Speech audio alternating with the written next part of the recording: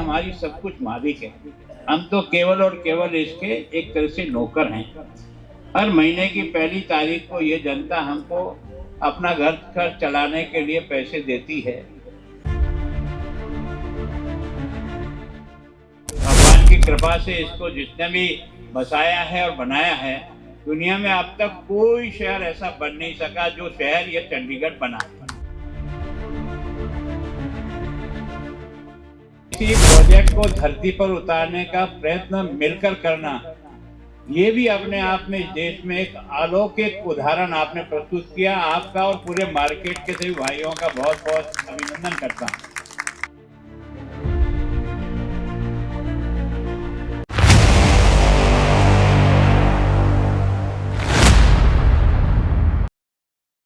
ਪੰਜਾਬ ਦੇ ਰਾਜਪਾਲ ਅਤੇ ਚੰਡੀਗੜ੍ਹ ਦੇ ਪ੍ਰਸ਼ਾਸਕ ਸ਼੍ਰੀ ਗੁਲਾਬ ਚੰਦ ਕਟਾਰੀਆ ਜੀ ਨੇ ਮਿਤੀ 19 ਜਨਵਰੀ 2026 ਨੂੰ ਚੰਡੀਗੜ੍ਹ ਸੈਕਟਰ 22 ਸਥਿਤ ਸ਼ਾਸਤਰੀ ਮਾਰਕੀਟ ਦਾ ਨਵੀਨੀਕਰਨ ਕਰਨ ਲਈ ਨੀਂਹ ਪੱਥਰ ਰੱਖਿਆ। ਉਹਨਾਂ ਨੇ ਇਸ ਪ੍ਰੋਜੈਕਟ ਨੂੰ ਸਿਟੀ ਬਿਊਟੀਫੁਲ ਨੂੰ ਵਿਕਸਿਤ ਕਰਨ ਲਈ ਇਸ ਦੀ ਅਸਲ ਭਾਵਨਾ ਨੂੰ ਸੁਰੱਖਿਅਤ ਰੱਖਦੇ ਹੋਏ ਅਤੇ ਇਸ ਨੂੰ ਆਧੁਨਿਕ ਜ਼ਰੂਰਤਾਂ ਦੇ ਅਨੁਸਾਰ ਢਾਲਦੇ ਹੋਏ ਇੱਕ ਮਹੱਤਵਪੂਰਨ ਪਹਿਲ ਕਰਨੀ ਦੱਸਿਆ। ਸ਼੍ਰੀ ਗੁਲਾਬ ਚੰਦ ਕਟਾਰੀਆ ਜੀ ਨੇ ਦੱਸਿਆ ਕਿ ਇਹ ਪ੍ਰੋਜੈਕਟ 6 ਤੋਂ 8 ਕਰੋੜ ਰੁਪਏ ਦੀ ਲਾਗਤ ਵਿੱਚ ਬਣਨਾ ਹੈ ਅਤੇ ਇਹ ਪ੍ਰੋਜੈਕਟ 2026 ਦੇ ਅਖੀਰ ਤੱਕ ਪੂਰਾ ਕੀਤਾ ਜਾਏਗਾ। ਉਹਨਾਂ ਵੱਲੋਂ ਇਹ ਵੀ ਦੱਸਿਆ ਗਿਆ ਕਿ ਬਾਜ਼ਾਰ ਦੀ ਨਿਗਰਾਨੀ ਲਈ 100 ਤੋਂ 150 ਤੱਕ ਸੀਸੀਟੀਵੀ ਕੈਮਰੇ ਲਗਾਏ ਜਾਣਗੇ ਅਤੇ ਪੂਰੇ ਬਾਜ਼ਾਰ ਨੂੰ ਸੋਲਰ ਊਰਜਾ ਆਧਾਰਿਤ ਬਣਾਇਆ ਜਾਏਗਾ। ਦੁਕਾਨਾਂ ਦਾ ਸਤਰ ਲਗਭਗ 3 ਫੁੱਟ ਉੱਚਾ ਕੀਤਾ ਜਾਏਗਾ ਅਤੇ ਛੱਤਾਂ ਦੀ ਉਚਾਈ ਵੀ ਵਧਾਈ ਜਾਏਗੀ। ਗਾਹਕਾਂ ਅਤੇ ਵਪਾਰੀਆਂ ਲਈ ਸੁਚਾਰੂ ਢੰਗ ਨਾਲ ਵਾਈਫਾਈ ਅਤੇ ਪਾਰਕਿੰਗ ਦੀ ਵਿਵਸਥਾ ਕੀਤੀ ਜਾਏਗੀ। ਗੁਲਾਬ ਚੰਦ ਕਟਾਰੀਆ ਜੀ ਨੇ ਇਸ ਮੌਕੇ ਪੂਰਵ ਮੇਅਰ ਦੇਵੇਸ਼ ਮੌਦਗਿਲ ਅਤੇ ਮਾਰਕੀਟ ਪ੍ਰਧਾਨ ਮੁਕੇਸ਼ ਗੋਇਲ ਨੂੰ ਵਧਾਈ ਦਿੰਦੇ ਹੋਏ ਕਿਹਾ ਕਿ ਇਹਨਾਂ ਵੱਲੋਂ ਲੋਕਾਂ ਦੀ ਸਮੱਸਿਆਵਾਂ ਦੇ ਨਿਪਟਾਰੇ ਲਈ ਦਿਨ ਰਾਤ सेवा की जा रही है।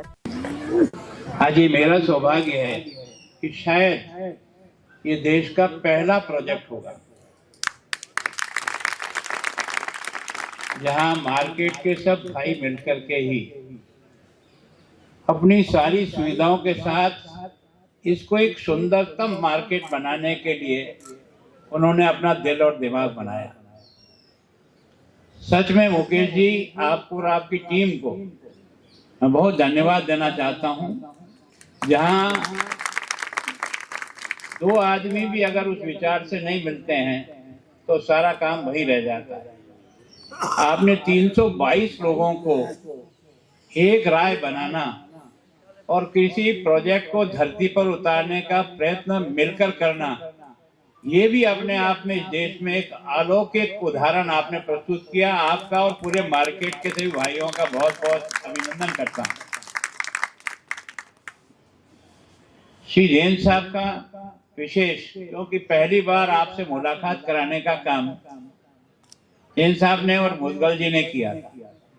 तब मैं बहुत ज़्यादा इस शहर चंडीगढ़ से परिचित नहीं था, लेकिन जब मैंने आपका प्रोजेक्ट देखा तो मैंने सोचा ये पहला प्रोजेक्ट मैं देख रहा हूँ जहाँ मार्केट की सारी सुविधाओं सहित मार्केट को तैयार करने की जिम्मेदारी सारे साथी मिलकर के कर रहे हैं। ऐसा प्रोजेक्ट तो शायद कहीं देखा ही नहीं है। तो मेरे मन में आया कि जिनकी इतनी एक एकता के साथ निर्णय लिया है, उसका सम्मान हम सब लोगों को करना हमारा कर्तव्य है और इसलिए हमने इसको आगे बढ़ाने का प्रयास किया।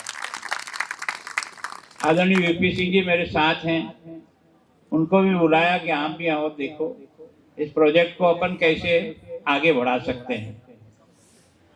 तो सच में देवेश जी, आप लोगों की जिस प्रकार की पब्लिक के साथ रुचि है और काम के साथ जिस प्रकार का सहयोग है, जैन साहब को भी मैंने जब से आया हूं तब से मैं देख रहा हूं।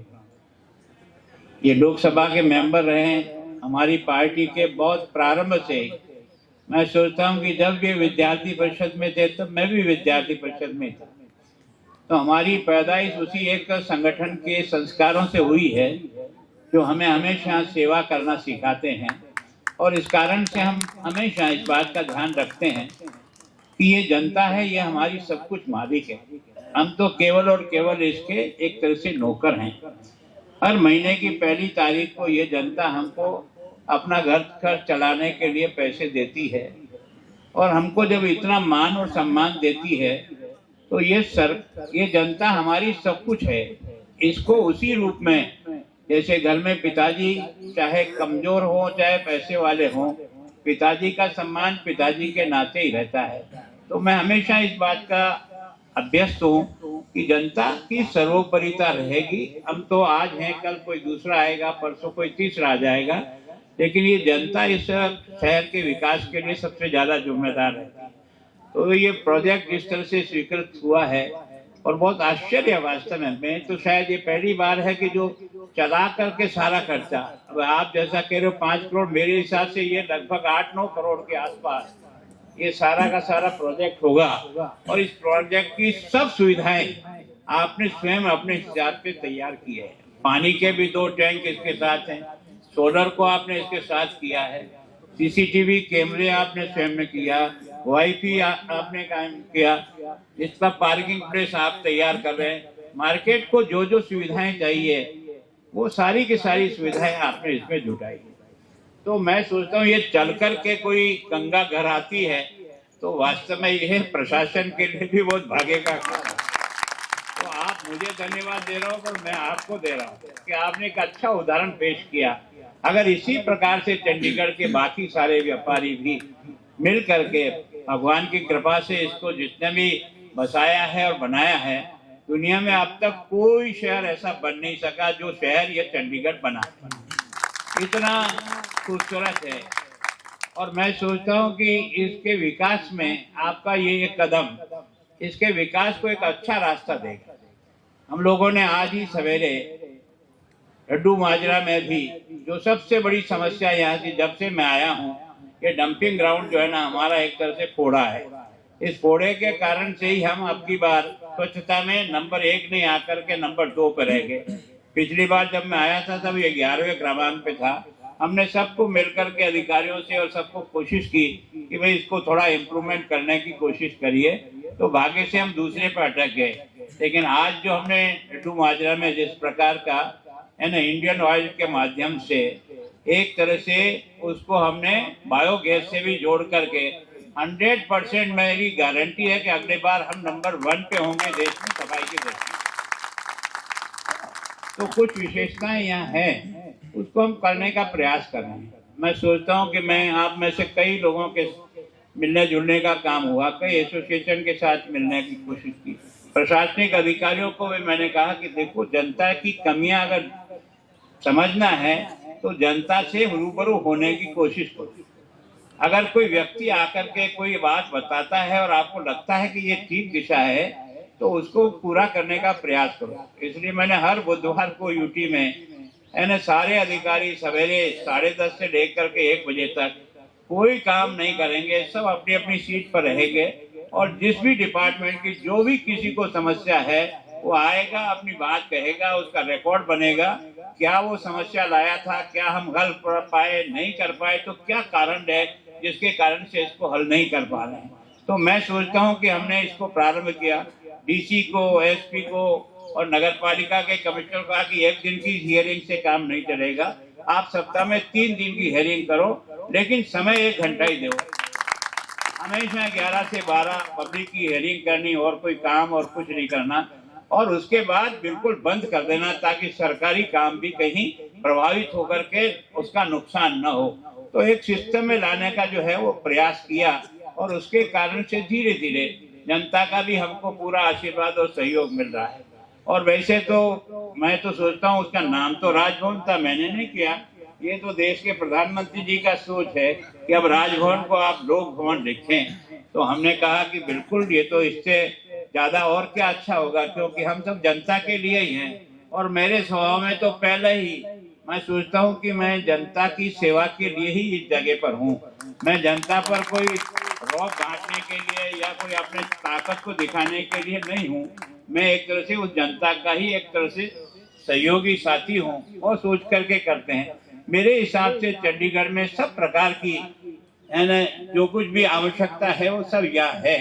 केवल और केवल जो छोटी मोटी कमियां हैं उनको निकालने का प्रयत्न सब मिलके करेंगे तो मैं सोचता हूँ एक आदर्श सुंदर शहर ही नहीं है, ब्यूटीफुल सिटी नहीं है, यहाँ के इंसान भी बहुत ब्यूटीफुल है। इनको सही दिशा में लेकर के आए तो हम बहुत अच्छे ढंग से यहाँ जैसा चाहते वैसा वातावरण बनाने में सफल हो जाएंगे। मैं सोच रहा हूँ कि एक तरह से मेडिकल का हब है, इतनी अच्छी मेडिकल सुविधाएं सामान्यतः देश के किसी भाग में नहीं है, वो सुविधा अपने यहाँ है। स्पोर्ट्स की दृष्टि से भी चंडीगढ़ और पंजाब में जितनी क्षमता है देश के किसी के पास नहीं है। जितने फौज के ऑफिसर हमारे पास है उतना किसी के पास नहीं है। जितने परमवीर चक्र और विजय चक्र और वो सब प्राप्त करने वाला कोई है तो यहाँ का है। अगर खिलाड़ी कोई यहाँ है तो यहाँ का है। यहाँ लड़के की टीम भी फर्स्ट रहती है और लड़कियों की टीम भी फर्स्ट रहती है। जितने खिलाड़ी खेलते हैं हॉकी में उसमें से 8 प्लेयर आपके यहाँ के हैं। तो भगवान ने आपको बहुत कुछ दिया है और आपसे बहुत उम्मीद भी की है कि आपने भी ये किया। और मैंने जो अब की बार महसूस किया, ईमानदारी से कह रहा हूँ, इस बाढ़ के समय में जब मैं निकला था दौरे पर, जब बाढ़ चारों तरफ से पानी से घिर गए थे, बड़ा अजीब दृश्य था, है ना। मीलों तक पानी पानी दिखता था और कोई दृश्य दिखता नहीं था। उस समय हम लोग और हमारा प्रशासन पहुंचा, उसके पहले तो लोकल लोग जाकर के उनकी मदद के लिए लगे हुए थे। ये देख के लगा कि वास्तव में यहाँ की हर व्यक्ति के मन में सेवा का भाव है। कोई पानी के अंदर कूद करके भी लोगों को बचाने का प्रयास कर रहा है, कोई अनाज लेकर के आ रहा है। जितने लंगर थे सारे के सारे लंगर खुले हुए थे। सामान है ना ट्रैक्टरों में और ट्रकों में भर भर के लोग जो है ना भेज रहे हैं। कहाँ से आ रहा है, क्या हो रहा है, कुछ पता ही नहीं। किसी ने मांगा कि हमको मेडिकल की दवाइयाँ चाहिए तो मेडिकल की दवाई आ गई। किसी ने कहा हमको जानवर को घास चाहिए तो घास आ गया। किसी ने कहा ओढ़ने के कपड़े चाहिए तो पूरा का पूरा ट्रक भर के भेज दिया। किसी ने कुछ भेजा। तो वास्तव में ये जो सेवा का भाव यहाँ है वो वास्तव में गुरुओं की महान परंपरा का उदाहरण और कहीं दिखाई नहीं देगा भैया जो यहाँ है। तो मैं सोचता हूँ हम कोशिश करें कि एक अच्छे शहर को एक तरह से एक मॉडल शहर बनाएं सब दृष्टि से, कि यहाँ के लोगों का भी और बाकी का भी। और व्यवसाय बढ़ने में भी कुछ आपको दिक्कतें आ रही है, यहाँ कुछ ऐसे नियम हैं और हम लोगों ने आपको इतने नोटिस दे दिए वायलेशन के कि आदमी को रात को नींद नहीं आती है। जिंदगी में केवल और केवल एक मकान ही तो आदमी ने होता है जिससे मिलों चल करके अपने उस जगह पर पहुंचता है जहाँ जाके उसको विश्राम करना है। उससे बड़ा उसका कोई तीर्थ स्थान नहीं होता जो उसका घर होता है। अब उनकी जो समस्या है उसको हम हल करने का प्रयास करें। लगभग 5000 वायलेशन के नोटिस थे, अभी हम 2200 पे लेकर के आ गए हैं। और मैं सोचता हूँ इस 2200 में भी आपके साथ बैठ करके बातचीत करके कितना आप कर सकते हो, कितना हम कर सकते हैं, ताकि इस झंझट से रोज पेशी तारीख बदलते हैं। 6 साल से केवल पेशियां पड़ रही, न हाँ में होता है न ना में होता है। पर आदमी एक तरह से तलवार उसके ऊपर लटकी रहती है तो उसको पीड़ा कितनी होती है जिसके साथ बीतता है ना वही जानता है। मैं जब यूटी में लोगों के मिलने के लिए बैठा तो कभी कभी मेरे पास ऐसे केस आ जाते हैं, मैं अपने अधिकारियों को बुला कहता हूँ, मैंने कहा इसकी जगह आप हो और आपको यही तकलीफ हो तो आप अपने मन से बताइए कि आप क्या करो। मतलब इस तरह का मैं सोचता हूँ जब हम सामने वाले की जगह अपने को देख करके फिर विचार करके करें। अगर न्याय हमको कहीं रास्ता दे रहा है तो हमें मदद करना हमारा एहसान नहीं है, हमारा कर्तव्य है। ये कोई सोचता है कि मैं एहसान कर रहा हूँ, एहसान नहीं कर रहा हूँ भैया। तुमको इस कुर्सी पर यहाँ लाकर जनता ने अपने खून पसीने का पैसा देकर तुझे पढ़ा के काबिल बनाकर इस जगह ला करके तेरे को इस जगह बिठाया है, तो तू इसकी मदद करने के लिए है या इसको परेशान करने के लिए है। मैं सोचता हूँ इस विचार को जैसे जैसे कोशिश कर रहे हैं कि जब कभी काम होगा तो सामूहिक मिलके होगा। अकेले मुकेश जी भी कुछ नहीं कर सकते। ये सब लोगों का एक तरह से है उदाहरण होगा कि 322 लोगों को लिए किसी प्रोजेक्ट के लिए तैयार कर देना, ये भी अपने आप में एक आश्चर्यजनक काम है जो आप लोगों की टीम ने एक तरह से एक दूसरे के कष्ट को समझ करके एक अच्छा आदर्श बनाया। और जैसा मैंने कहा 1952 में ये छड़ी मार्केट के रूप में जाना चाहता है। 1952 में मैं सोचता हूँ कि किस तरह का इसका इतिहास है।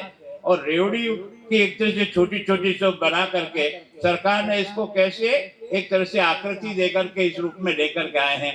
और आपने भी लगातार अपने इस एसोसिएशन के माध्यम से, मेरे हिसाब से शायद बहुत पहले एसोसिएशन 69 में पहली बार एसोसिएशन बन गई, लेकिन अधिकतर तो रजिस्टर भी 2022 में आपने किया है।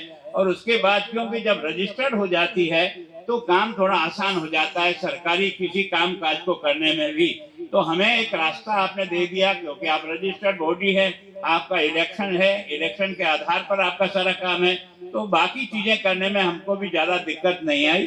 फिर भी अगर कहीं कोई कमी रह गई तो मैं आप सबसे क्षमा चाहता हूँ। मैं आपका सेवक हूँ, मैं आपका मालिक नहीं हूँ। मेरे दिमाग में ये है कि पता नहीं जो कुछ कर सके। मैंने अपने पीछे हमेशा, जब से राजनीति में काम करता हूँ, एक पीछे मैंने बोर्ड लिखा हुआ है, मेरा तो जावे नहीं, जावे वो मेरा नहीं, मेरा क्या जाए। तो मैं कोशिश करता हूँ कि उसी आधार पर अपने आप को सबके लिए, केवल आपके लिए ही नहीं, कि व्यापारी के लिए भी नहीं। जैसे मैं अभी डड्डू माजरा में गया था, मैंने कहा मैं इसको 1 साल बाद इसमें मैं आपको घूमता हुआ देखूंगा, तब मुझे लगेगा कि हमने वास्तव में ये जो आपका डंपिंग ग्राउंड था, इसको आपके बच्चों के स्वास्थ्य के लिए केंद्र के रूप में बनाकर आपको सुपुर्द करेंगे, ताकि आप लोग भी एक अच्छा जीवन जी सकें।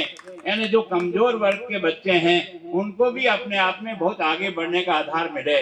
और मैंने एक प्रयोग यहाँ किया कि जो सरकारी स्कूल के 90% से अधिक नंबर लाते हैं, उन सब बच्चों को मैंने, हमारे पास एक फंड है, उस फंड से जो ब्याज आता है, उस ब्याज के आधार पर हर बच्चों को 5,000 रुपया की स्कॉलरशिप दी है, जिनको 90% से ज्यादा वो नंबर मिले। जितने भी यहाँ के खिलाड़ी हैं और जो खेलते हैं, मैंने 1 साल में 28 करोड़ रुपए की उनको स्कॉलरशिप और उनको दी है, ताकि यहाँ के बच्चे ग्रो करें। तो मैं कोशिश करता हूँ कि हम सब मिल करके यहाँ के भविष्य के बच्चों को कैसे अच्छा से अच्छा बना सकते हैं, ताकि वही हमारे भारत को, विकसित भारत आपको और मेरे भरोसे बनेगा नहीं, विकसित भारत तो उन्हीं बच्चों के भरोसे बनेगा। तो वो जैसा बनेंगे वैसा हमारा देश बनेगा, और जैसा देश का सम्मान होगा वैसा सम्मान आपका और मेरा भी होगा। अगर देश का सम्मान नहीं है तो आपका और मेरा भी सम्मान होने का कोई सवाल पैदा नहीं। तो मैं सोचता हूँ देश के प्रधानमंत्री ने जो एक दिशा देने का प्रयास किया और सबको जोड़ करके, सबका एक तरह से ख्याल रख करके जो काम शुरू किया है, निश्चित रूप से इतना ही। अब आपकी कोई और समस्याएं हैं कि एक ही रास्ता है, बेटा मैं बैठा बैठा सुन रहा था कि इसको बाहर निकलने का रास्ता नहीं है, देखते हैं क्या रास्ता हो सकता है हमारी तरफ से, और क्या मदद आपकी की जा सकती है। हमारे दरवाजे हमेशा खुले, आप आइए, जो भी हम अच्छा कर सकते हैं वो करने का प्रयास करेंगे। आप सबका बहुत बहुत अभिनंदन, विशेष करके सभी छोटे मोटे दुकानदारों का, जिनकी सहयोग के कारण से ये प्रोजेक्ट आज इस रूप में आ सका, उन सब का भी बहुत बहुत आभार और धन्यवाद। जय भारत। ਇਹ ਪ੍ਰੋਜੈਕਟ ਪੂਰੇ ਭਾਰਤ ਵਿੱਚ ਆਧੁਨਿਕ ਸ਼ਹਿਰੀ ਵਿਕਾਸ ਦਾ ਇੱਕ ਉਦਾਹਰਣ ਬਣੇਗਾ। ਪੂਰਵ ਸਾਂਸਦ ਅਤੇ ਅਤਿਰਿਕਤ solicitor general of India Satyapal Jain ji ਨੇ ਇਸ ਮੌਕੇ ਤੇ ਆਪਣਾ ਪੁਰਾਣਾ ਜੁੜਾਵ ਸਾਂਝਾ ਕਰਦੇ ਹੋਏ ਦੱਸਿਆ ਕਿ ਇਸ ਨਵੀਨੀਕਰਨ ਨਾਲ ਨਾ ਕੇਵਲ ਵਪਾਰਿਕ ਗਤੀਵਿਧੀਆਂ ਨੂੰ ਬੜਾਵਾ ਮਿਲੇਗਾ, ਬਲਕਿ ਆਉਣ ਵਾਲੇ ਭਵਿੱਖ ਨੂੰ ਦੇਖਦੇ ਹੋਏ ਸ਼ਾਸਤਰੀ ਮਾਰਕੀਟ ਇੱਕ ਨਵਾਂ ਰੂਪ ਪ੍ਰਦਾਨ ਕਰੇਗੀ। ਦਿਵੇਸ਼ ਮੋਡਗਿਲ ਨੇ ਇਸ ਨੂੰ ਪ੍ਰਸ਼ਾਸਨ ਨਾਲ ਜਨ ਭਾਗੀਦਾਰੀ ਦਾ ਇੱਕ ਇਤਿਹਾਸਿਕ ਪ੍ਰੋਜੈਕਟ ਦੱਸਿਆ। ਇਸ ਪ੍ਰੋਗਰਾਮ ਵਿੱਚ ਸ਼ਾਸਤਰੀ ਮਾਰਕੀਟ ਵੈਲਫੇਅਰ ਐਸੋਸੀਏਸ਼ਨ ਦੇ ਚੇਅਰਮੈਨ ਮੁਕੇਸ਼ ਗੋਇਲ, ਰਾਜਪਾਲ ਸਚਿਵ ਵੀਪੀ ਸਿੰਘ, यूटी वित्त सचिव Diprava Lakra, Bhajpa chairman JP Malhotra, chairman Rajesh Bajwa और महासचिव पुनीत कपूर बावा समेत कई जानी मानी हस्तियां शामिल रही।